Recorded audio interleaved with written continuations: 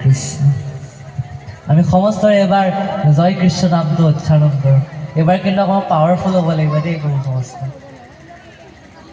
যদি এইষাৰ মাত কিন্তু এই জয় কৃষ্ণ কথাষাৰ বৈকুণ্ঠ পাবগৈ লাগিব। যদি পৃথিৱীয়ে যদি পাৰ হৈ নাযায় তেনেহ'লে বৈকুণ্ঠ কেনেকৈ পাবগৈ? বৈকুণ্ঠ পাবলৈ আমাৰ জোৰ লাগিব নহয় জানো প্ৰভু সমস্ত? সেইকাৰণে যিমান পাৰে অকণমান জোৰকৈ প্ৰকাশ কৰিব। জয় কৃষ্ণ। এইবাৰ চাগে মই গৈছে নেকি স্বৰ্গ মানুহলৈ। বাৰু যা হয়। এতিয়া ইয়াতে ক'লে যে নাৰায়ণৰ স্মৰণেহে পৰম মংগল। এহি মানে জীৱন্ততে জন্মৰ সামফল। আপোনাৰ জন্মটো এই মনুষ্য জন্মটো সামফল হ'বলৈ হ'লে আপুনি নাৰায়ণক স্মৰণ কৰিবই লাগিব। যদি নাৰায়ণৰ স্মৰণটো যদি আপুনি কেতিয়াও নকৰে তেনেহ'লে আপুনি এই মনুষ্য জন্মটোৰ পৰা সাৰ্থক নহয় কেতিয়াও। এনেই লোৱাৰ দৰে হয়। সাৰ্থক হ'বলৈ হ'লে আপুনি ভগৱন্তৰ চৰণ যুগলে হওক, ভগৱন্তৰ মূৰ্তিভাগ আপুনি হৃদয়ত স্মৰণ কৰক। যেতিয়ালৈকে আপুনি কৃষ্ণৰ মূৰ্তি, কৃষ্ণৰ চৰণ যুগল আপুনি যেতিয়ালৈকে হৃদয় স্মৰণ নকৰে তেতিয়ালৈকে আপোনাৰ হৃদয় কেতিয়াও পৰিষ্কাৰ নহয় আৰু আপোনাৰ জীৱন কেতিয়াও সামফল নহ'ব। এতিয়া ভাবিবলৈ কথাটো এইটোৱে যে কৃষ্ণ নিৰাকাৰ। কৃষ্ণৰ চিন্তা কৰোঁ কেনেকৈ? কৃষ্ণই ভকতসকলৰ কাৰণে এটা ৰূপ ধাৰণ কৰে।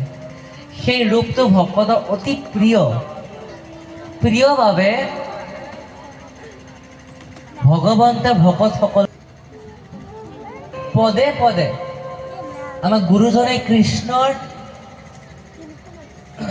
যিটো ৰূপ স্বৰূপটো বৰ্ণনা কৰিবলৈ চেষ্টা কৰিছে। মানে বিশেষভাৱে বিস্তৃতভাৱে আপোনালোকে যদি পাব বিচাৰে তেনেহ'লে তৃতীয় স্কন্ধৰ কপিল দেৱহূতিৰ অধ্যায়টিৰ স্বৰূপ প্ৰভু ভগৱন্তৰ স্বৰূপ কথন এই অধ্যায়টো চালে আপোনালোকে বুজি পাব। নেচাৰী এই অধ্যায়টো চালে সমস্ত ভগৱন্তৰ সম্পূৰ্ণভাৱে তেখেতৰ স্বৰূপটোৰ কথা সম্পূৰ্ণভাৱে বিস্তৃত হৈ আছে। আৰু আমাৰ কামৰূপী লোকগীতত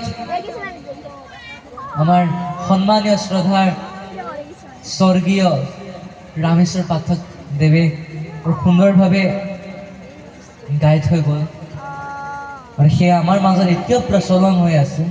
তেখেতে গাই থৈ গ'ল এনেধৰণে আমাৰ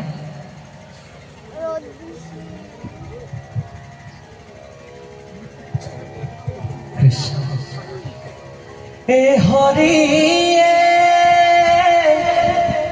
শ্যাম বৰম দেহা তোমাৰ হে পিত বসৰ মোৰ হৰি হৰি হে পিত বসন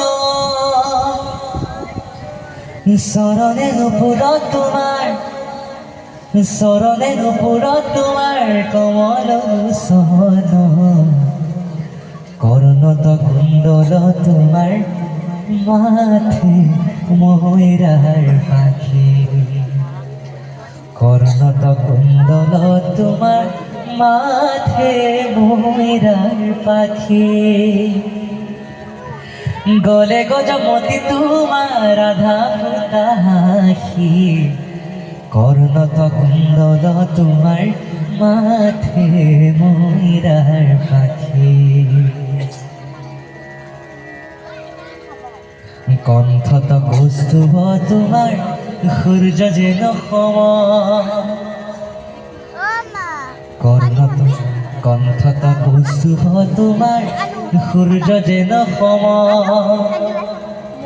আজানো লম্বিত তোমাৰ বিজুলি দেখি কৰ্ণত কুণ্ডল তোমাৰ মাথে ময়ূৰাৰ পাখি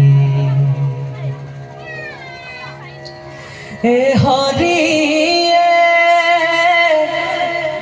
শিৰত কীৰ্তি তোমাৰ ভ্ৰময়ৰ চাৰে মোৰ হৰি হৰি ভ্ৰময় নচৰে